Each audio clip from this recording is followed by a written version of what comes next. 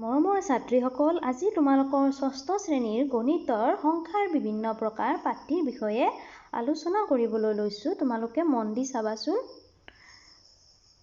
ধৰি লোৱা তোমাক 6টা বল দিছে, হয়নে? সেই 6টা বল তোমাক সজাবলৈ দিছে। তুমি বেলেগ বেলেগ ধৰণে সজাব পাৰা, হয়নে? তুমি ধৰি লোৱা 6টা বল এনেকুৱাকে একেটা শাৰীতে সজালা। তোমাৰ বান্ধৱীজনীয়ে কি কৰিলে? তিনিটাকৈ এনেকুৱাকৈ সজালে। আকৌ এজনী বান্ধৱীয়ে এনেকৈ নসজাই এনেকুৱাকৈ কি কৰিলে?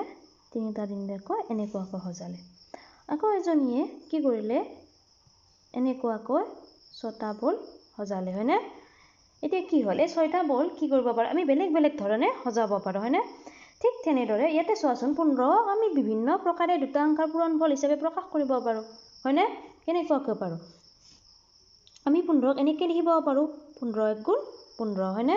তাৰপিছত আমি এনেকুৱাকৈ লিখিব পাৰোঁ, 3 × 5 = 15। আমি আকৌ 15ক 5 × 3 = 15 কৰিও লিখিব পাৰোঁ। আকৌ কি কৰি লিখিব পাৰোঁ? 15 × 1 = 15 কৰিও লিখিব পাৰোঁ। এই যে এনেকুৱাকৈ লিখিব পাৰিলোঁ, ইয়াত যে সংখ্যাবোৰ পালোঁ 1, 3, 5, 15, এইবোৰক কি বুলি কোৱা হয়? এই যে 15 আছিলে, 15ৰ উৎপাদক বুলি কোৱা হয়, হয়নে?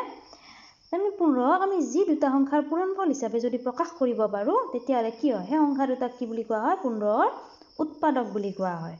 আপোনালোকে পাৰিবানে এনেকুৱাকৈ লিখিব? কিন্তু ইয়াতে কি হয়? আমি 1, 3, 5 এইবোৰ কি দুবাৰ পাইছোঁ, হয়নে? কিন্তু দুবাৰ পালে দুবাৰ লিখিব নালাগে, মাত্ৰ এবাৰ লিখিলেই হ'ব। 1, 3, 5 আৰু 15ক কি বুলি কোৱা হয়? 15ৰ উৎপাদক বুলি কোৱা হয়। এতিয়া চাবাচোন, উৎপাদকৰ সংজ্ঞা। তোমালোকক যদি উৎপাদকৰ সংজ্ঞা কি সোধে, তেতিয়া কেনেকৈ লিখিব লাগিব? কোনো এটা সংখ্যাৰ দ্বাৰা আন এটা সংখ্যাক ভাগ কৰিলে যদি একো ভাগশেষ নাথাকে, তেতিয়া প্ৰথমটোক দ্বিতীয়টোৰ উৎপাদক বা গুণনীয়ক বুলি কোৱা হয়। মোৰ কথাটো তোমালোকে বুজি পাইছানে? কোনো এটা সংখ্যাৰ দ্বাৰা আন এটা সংখ্যাক ভাগ কৰিলে, ধৰি লোৱা কোনো এটা সংখ্যা 2, আন এটা সংখ্যাক ভাগ কৰিলে, কিয়ক ভাগ কৰিম? 6ক ভাগ কৰিম। ভাগ কৰিলে কেইবাৰ যাব? 2, 3 × 6। যদি একো ভাগশেষ নাথাকে, ইয়াতে ভাগশেষ আছে নেকি? একো নাই। তেন্তে প্ৰথমটো মানে কি? 2, দ্বিতীয়টোৰ উৎপাদক বুলি কোৱা। কিহৰ উৎপাদক বুলি ক'ব? 6ৰ উৎপাদক বুলি ক'ব। এতিয়া বুজি পাইছা? কোনো এটা সংখ্যাৰ দ্বাৰা, সংখ্যাটো হৈছে 2, আন এটা সংখ্যাক ভাগ কৰিলে কি হওক? 6। যদি ভাগশেষ কি হৈছে? ভাগশেষ আছে নেকি? নাই, নাথাকে। তেতিয়া প্ৰথমটোক মানে 2ক দ্বিতীয়টোৰ 6ৰ কি বুলি কোৱা হয়? উৎপাদক বুলি কি কৰা হয়? কোৱা হয়, হয়নে? এইখিনিলে বুজি পালা? মনত ৰাখিবলগীয়া। এতিয়া কিছুমান কি হৈছে? মনত ৰাখিবলগীয়া কথা আছে। সেইবোৰ আমি কেনেকৈ চাওঁ আহাচোন।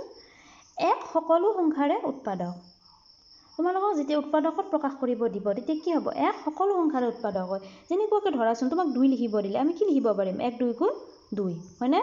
6টো আমি কেনেকুৱাকৈ লিখিব পাৰোঁ? 1, 6 × 6।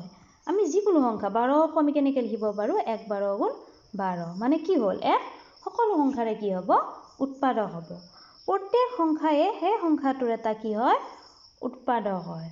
যেনেকুৱাকৈ ধৰা 2টো আমি কেনেকুৱাকৈ লিখিম? 2, 1 × 2। 2টো 2ৰ উৎপাদক হ'ল নে নহয়? হ'ল, হয়নে? 7টো আমি এনেকৈ লিখিব পাৰোঁ, 7, 1 × 7। 7টো কি হ'ব? উৎপাদক হ'ব। প্ৰত্যেক সংখ্যায়ে সেই সংখ্যাটোৰ কি হয়? এটা উৎপাদক হয়। আৰু এটা কি পালোঁ? 1 সকলো সংখ্যাৰে কি হয়? উৎপাদক হয়, হয়নে? এতিয়া চাবাচোন, কোনো সংখ্যাৰ উৎপাদকবোৰ সংখ্যাটোতকৈ সৰু বা সমান হয়। এইটো আমি কৰি চাওঁ, হয়নে? কৰি চালে বুজি পাম। ধৰি লোৱা তোমাক 12ৰ উৎপাদক ওলাব দিছে, হয়নে? 12। আমি কি লিখিম? 1, 12 × কি হ'ব? 12। আৰু কিহেৰে যায় 12? 2ৰে যায়নে? 2ৰে যায়, হয়নে? 2, 6 × কি হ'ব?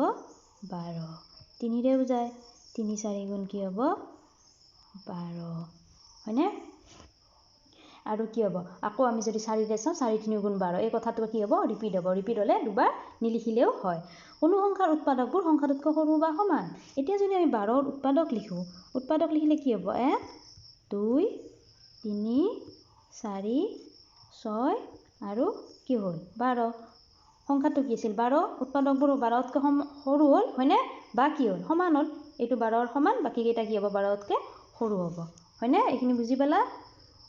ইয়াৰ পিছত চাবাচোন, কোনো সংখ্যাৰ উৎপাদকৰ সংখ্যা গণনা কৰিব পাৰি। অৰ্থাৎ উৎপাদকৰ সংখ্যা কি হয়? সীমিত হয়।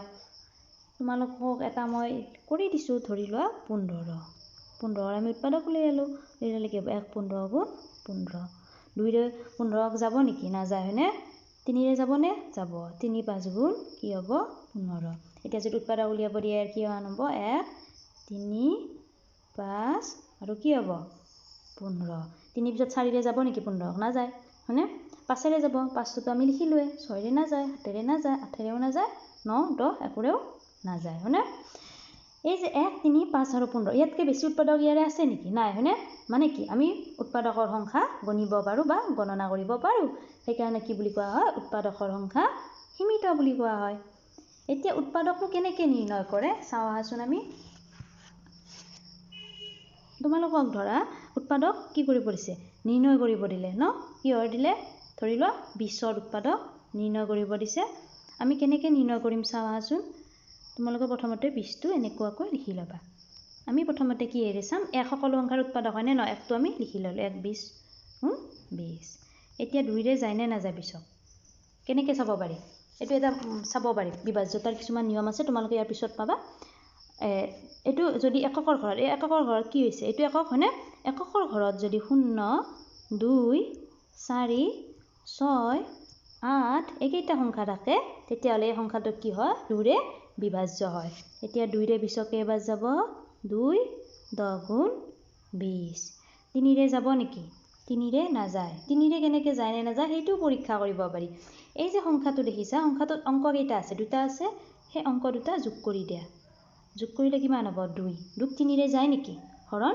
নাযায় হয়নে নগলে 20কো নাযায় এতিয়া কিহেৰে যাব 4ৰে যাব হয়নে 4 5 গুণ কিমান 20 ইয়াৰ পিছত যদি আমি 5ৰে চাওঁ 5 4 গুণ কি হ'ব 20 হ'ব মানে কি হ'ল এই যে ইয়াৰ পিছত যদি 5টো চাওঁ 5 4 গুণ 20 হ'ব হয়নে এইটো কি হ'ল ৰিপিট হ'লে আৰু কি হয় লিখিব নালাগে এতিয়া যদি আমাক 20ৰ উৎপাদক উলিয়াব দিয়ে আমি কি লিখিম 20ৰ উৎপাদকবোৰ হ'ল খুলি লিখিবা 1 2 4 5 10 আৰু কি হ'ব 20 তোমালোকে এনেদৰে কি কৰিবা উৎপাদক নিৰ্ণয় কৰিবলৈ দিলে উৎপাদক নিৰ্ণয় কৰিবা উৎপাদক নিৰ্ণয় কৰিব দিলে সম্পূৰ্ণ কেইটা উৎপাদক যিমান কেইটা উৎপাদক হৈছে 20ৰ গোটেই কেইটা উলিয়াব লাগিব তোমালোকে 1 20 20 2 10 গুণ 20 লিখি যদি 1 2 10 আৰু 20 লিখি থোৱা তেতিয়াহ'লে সেইটো কি হ'ব ভুল হ'ব উৎপাদকত প্ৰকাশ কৰিব লাগে দিলে গোটেই কেইটা উৎপাদক তোমালোকে উলিয়াব লাগিব এতিয়া চাও আহাচোন গুণিতকৰ সংজ্ঞানো কি কোনো এটা সংখ্যাৰ দ্বাৰা আন এটা সংখ্যাক ভাগ কৰিলে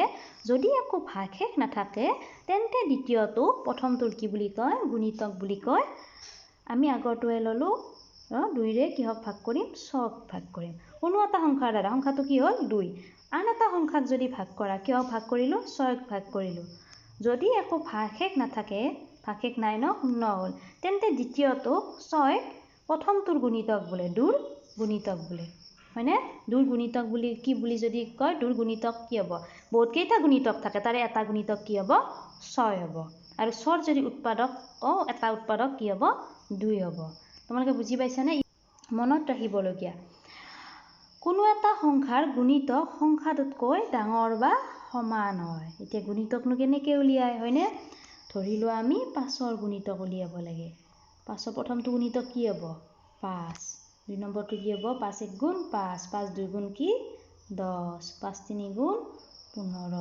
5 4 গুণ 20 5 5 গুণ 25 ঠিক তেনেকুৱাকৈ ওলাই থাকিব গুণিতক হয়নে তোমালোকে যোনটো সংখ্যাৰ গুণিতক উলিয়াব দিয়ে সেইটোৰ লগত 1 2 3 4 এনেকুৱাকৈ কি হ'ব পূৰণ কৰি যাবা পূৰণ ফলবোৰ কি হ'ব তাৰ গুণিতক হ'ব কোনো এটা সংখ্যাৰ গুণিতক সংখ্যাটোতকৈ ডাঙৰ হয়নে এইবোৰ কি হৈছে সংখ্যাটোতকৈ ডাঙৰ 5তকৈ বা সমান হয় 5টো কি হয় সমান হয় মনত ৰাখিবা ইয়াৰ পিছত মনত ৰাখিবলগীয়াটো চাওঁচোন প্ৰত্যেক সংখ্যায়ে কি হয় নিজৰ গুণিতক হয় ধৰি লোৱা 4ৰ প্ৰথমটো গুণিতক কি হ'ব 4 1 গুণ 4 হ'লনে 4 2 গুণ 8 পিছৰ ফালেতো ওলাই থাকিব প্ৰত্যেক সংখ্যাই নিজৰ গুণিতক হয় প্ৰত্যেক সংখ্যাই নিজৰ গুণিতক হ'ল হয় না ইয়াৰ পিছৰটো চাবাচোন গুণিতকৰ সংখ্যা অসীম গণি শেষ কৰিব নোৱাৰি হয়নে ধৰি লোৱা তোমাক কিহৰ গুণিতক 6ৰ গুণিতক উলিয়াব দিছে 6 1 গুণ 6 6 2 গুণ কি হ'ব 12 6 3 গুণ 18 6 4 গুণ কি হ'ব 24 6 5 গুণ 30 এনেকুৱাকৈ তুমি যিমানে পূৰণ কৰি গৈ থাকিবা গুণিতক ওলায়ে থাকিব সেইকাৰণে কি বুলি কোৱা হয় গুণিতকৰ সংখ্যা গণি শেষ কৰিব নোৱাৰি গুণিতক নিৰ্ণয়। এতিয়া চাওঁ আহাচোন গুণিতকনো কেনেকৈ নিৰ্ণয় কৰে। তোমালোকক যেতিয়া গুণিতক নিৰ্ণয় কৰিব দিব তেতিয়া তোমালোকক ধৰি দিব যে তলত দিয়া সংখ্যাকেইটা 3টাকৈ গুণিতক নিৰ্ণয় কৰা বা 5টাকৈ গুণিতক নিৰ্ণয় কৰা। কাৰণ গুণিতকৰ সংখ্যা অসীম হয়নে? তোমালোকে অসীম সংখ্যক গুণিতক কিমান উলিয়াবা ন? সেইকাৰণে কি কৰে ধৰি দিয়ে। ধৰি লোৱা তোমালোকক ইয়াতে দিছে যে তলত দিয়া সংখ্যাকেইটাৰ কেইটাকৈ গুণিতক উলিওৱা 4টাকৈ গুণিতক উলিয়াব দিছে। দিলে সংখ্যাকেইটা কি দিছে? সংখ্যাকেইটা দিছে ধৰা 2 দিলে। ধৰা আৰু ধৰি লোৱা যিকোনো 10 দিলে 15 দিলে হয়নে? এতিয়া 2 যদি 4টা উলিয়াব দিয়ে প্ৰথমটো কি হ'ব? তোমালোকে যদি নোৱাৰা কিছুমান ডাঙৰ ডাঙৰ সংখ্যা দিলে পূৰণ কৰি ল'বা। প্ৰথমটো 2 1 গুণ 2, পিছৰটো কি হ'ব? 2 2 গুণ 4, পিছৰটো 2 3 গুণ কি হ'ব? 6, তাৰপিছৰটো হ'ব 2 4 গুণ 8। কেইটা উলিয়ালে নে? গুণিতক কেইটাকৈ উলিয়াব দিয়ে? 4টাকৈ। এইকেইটা কি হ'ল? এই 4টা গুণিতক ওলালে। তোমালোকে এইদৰে কি কৰিবা? গুণিতক নিৰ্ণয় কৰিব পাৰিবা। বুজি পাইছানে? আজিলৈ তোমালোকৰ ভিডিঅ'টো ইমানতে সামৰিছোঁ। ইয়াৰ পিছৰ ভিডিঅ'ত আমি ইয়াৰ পিছৰ অংশখিনি কি কৰিম? আলোচনা কৰিম। ধন্যবাদ।